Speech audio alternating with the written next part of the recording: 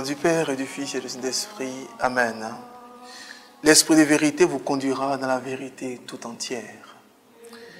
Évangile de Jésus-Christ selon Saint Jean, chapitre 16, le verset 12 à 15. En ce temps-là, Jésus disait à ses disciples, « J'ai encore beaucoup de choses à vous dire, mais pour l'instant, vous ne pouvez pas les porter.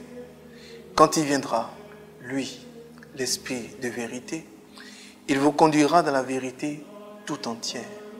En effet, ce qu'il dira ne viendra pas de lui-même, mais ce qu'il aura entendu, il le dira. Et ce qui va venir, il vous le fera connaître. Lui me glorifiera. Car il recevra ce qui vient de moi pour vous le faire connaître. Tout ce que possède le Père est à moi. Voilà pourquoi je vous ai dit, l'Esprit reçoit ce qui vient de moi pour vous le faire connaître. Parole du Seigneur notre Dieu. Bien-aimés frères, bien-aimées sœurs, l'Esprit de vérité vous conduira dans la vérité. L'Esprit de vérité vous conduira dans la vérité tout entière. Une belle exhortation, une belle interpellation, une bonne espérance. Le Seigneur nous dit qu'il a tellement de choses à nous dire. Mais le manque de communion, le manque de connexion, le manque d'intimité ne nous aide pas à recevoir ce qu'il a déposé au fond de nos cœurs. Le Seigneur nous précise et nous dit que si nous avons cet esprit, le Saint-Esprit, l'Esprit Saint, ce Saint-Esprit Saint nous conduira dans la vérité et dans la lumière. Nous conduira dans la vérité toute entière. Pas une vérité selon un langage, pas une vérité selon une éducation, pas une vérité selon un comportement, pas une vérité selon une culture, mais la vérité tout entière. La vérité qui dépasse tout ce que nous avons comme blocage, tout ce que nous avons comme connaissance, tout ce que nous avons de façon humaine. Bien-aimés frères, bien-aimées sœurs, le Saint-Esprit nous permet de discerner la parole de Dieu et nous permet de cerner les contours de la vie. La première chose que le Saint-Esprit fait quand il vient dans vos vies, qu'il vous donne la compréhension de la vie, la compréhension de la parole. C'est ce qui nous permet de dire, oh, je demande pardon à Dieu. Oh, je comprends mieux maintenant. Et puis on pleure devant les hommes. On pleure devant, même dans une assemblée. On se jette dans une assemblée. On se prosterne. Ce qui nous gênait hier, des petits gestes qui nous gênaient, aujourd'hui, on ne regarde pas qui est autour de nous. La première chose qu'il fait, c'est de nous permettre de comprendre la vie. Et de comprendre la vie selon la parole. Cette compréhension va vous aider à comprendre comment le Saint-Esprit travaille dans nos cœurs, dans nos vies.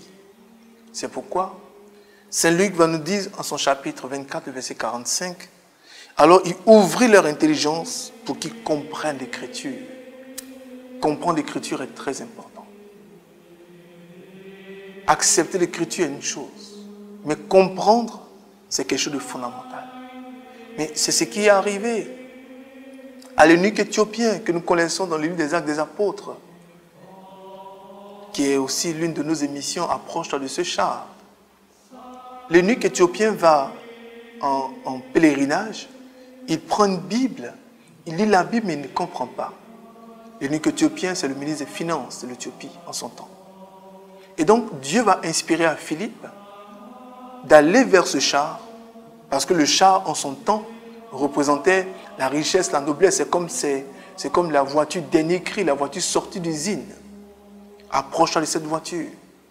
Approche-toi de cette autorité. Approche-toi de cette personne. Approche-toi de cette personnalité.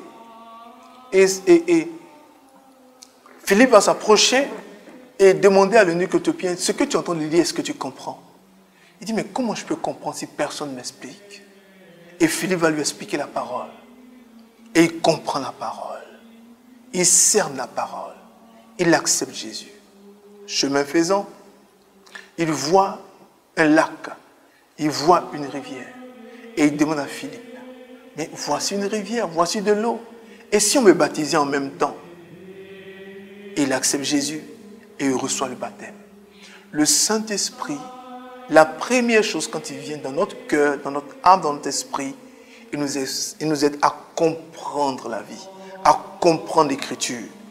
Je voudrais donc vous inviter à accepter le Saint-Esprit dans vos vies. Je voudrais vous inviter à laisser Dieu diriger vos vies. Demandez sans cesse au Saint-Esprit, sans vous gêner, sans avoir honte, sans avoir peur.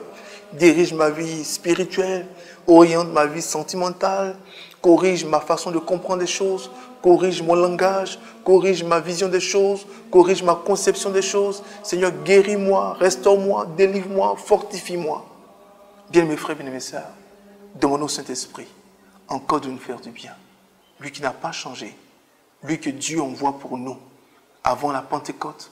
Demandons encore au Saint-Esprit de nous descendre sur nous à profusion, de nous investir à profusion et de nous toucher puissamment.